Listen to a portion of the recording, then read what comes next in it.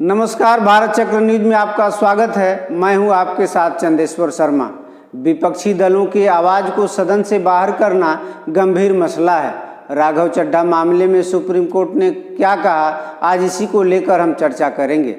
शीर्ष अदालत ने कहा कि आमतौर पर सदन की कार्रवाई बाधित किए जाने पर सदस्य को एक सत्र के लिए निलंबित किया जाता है। क्या आपके सांसद राघव चड्ढा की गलती उससे भी बड़ी है? सुप्रीम कोर्ट में आम आदमी पार्टी के सांसद राघव चड्ढा को राज्यसभा से अनिश्चितकाल के लिए निलंबित किए जाने पर सोमवार को चिंता जाहिर की। कोर्ट ने कहा कि इसका असर लोगों के प्रतिनिधित्व के अधिकार पर पड़ेगा। पीठ ने टिप्पणी की कि अनुपातिकता के सिद्धांत को ध्यान में रखा जाना चाहिए और विपक्षी दलों की आवाज़ को बाहर करना एक गंभीर मसला है। कोर्ट ने कहा कि हमें उन आवाज़ों को संसद से बाहर न करने के बारे में बहुत सावधान रहना चाहिए। मुख्य न्यायाधीश DY चंद्रचूड़, न्यायमूर्ति JP पारदीवाला, न्यायमूर्ति मनोज मिश्रा की पीठ ने आप सांसद की ओर से दाखिल याचिका पर सुनवाई करते हुए कहा, याचिका में संसद में मानसून सत्र के दौरान राज्यसभा से अनिश्चितकाल के लिए निलंबित किए जाने के राज्यसभा सचिवालय के फैसले को चुनौती दी है। कोर्ट ने यह सवाल भी किया है कि क्या विशेषाधिकार समिति को किसी सदस्य को अनिश्चित काल तक के लिए निलंबित करने का अधिकार है। आमतौर पर एक सत्र के लिए ही निलंबन होता है। शीर्ष अदालत ने कहा कि आमतौर पर सदन की कार्रवाई बाधित किए जाने पर सदस्य को एक सत्र के लिए निलंबित किया जाता है।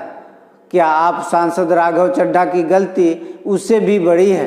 राज्यसभा सचिवालय की ओर से पेश अटॉर्नी जनरल R वेंकट रमणी से सवाल किया कि क्या याचिकाकर्ता ने जो किया उसे सदन की गरिमा कम होती है? क्या याचिकाकर्ता की कृत्य से विशेषाधिकार का हनन होता है? कई सवाल उठाते हुए शीर्ष अदालत ने अटॉर्नी जनरल से यह बताने के लिए कहा कि क्या याचिकाकर्ता द्वारा सभापति को पत्र लिखकर माफ़ी मांग ली जाए तो क्या उनका निलंबन रद्द हो जाएगा या फिर हमें सुनवाई करनी होगी। पीठ ने कहा कि इस मामले पर कानून बनना चाहिए और यह हम कर सकते हैं। इसके साथ ही पीठ ने मामले की सुनवाई शुक्रवार तक के लिए स्थगित कर दी। अटॉर्नी जनरल ने कहा, मामला संसद के अधिकार क्षेत्र में आता है। इससे पहले अटॉर्नी जनरल वेंकट रमणी ने पीठ से कहा कि इस मामले में अदालत को दखल नहीं देना चाहिए। उन्होंने कहा कि यह मामला संसद के अधिकार क्षेत्र में आता है। यदि शीर्ष अदालत मामले की सुनवाई करती है तो संसद का अपमान कर रही है।